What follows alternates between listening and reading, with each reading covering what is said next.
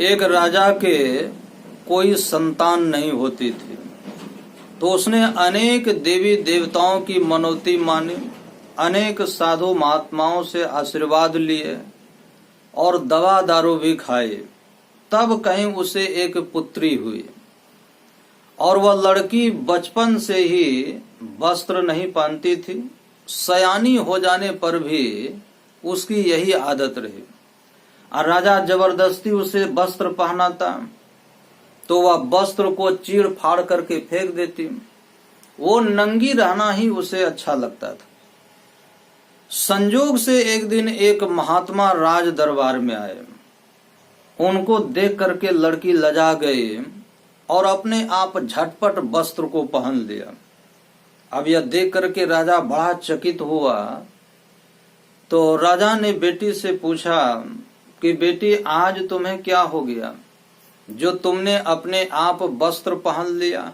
मैंने तो तुम्हें वस्त्र पहनाने का बहुत प्रयत्न किया था और फिर भी तुमने कभी वस्त्र पहनना स्वीकार नहीं किया था।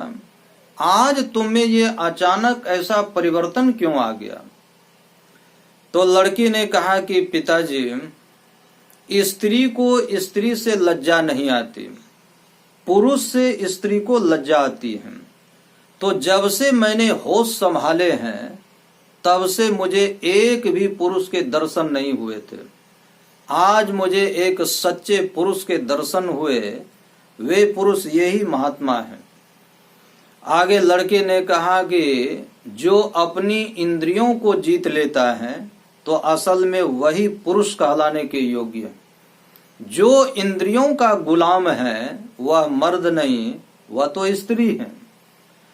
तो इन महात्मा जी ने अपनी इंद्रियों पर विजय प्राप्त कर ली है, ऐसा मेरे हृदय में विश्वास हुआ और इसीलिए इनको देख करके मैं लजा गई और वस्त्र पहन लिया। और ये महात्मा सच्चे बैरागी मालूम पड़ते हैं। तो सच्चे बैरागी के बिना कोई भी अपनी इंद्रियों को बस में नहीं कर सकता। राजा तो अपने बेटी की बात सुन करके, वो समझदारी की बात सुन करके दंग रह गए।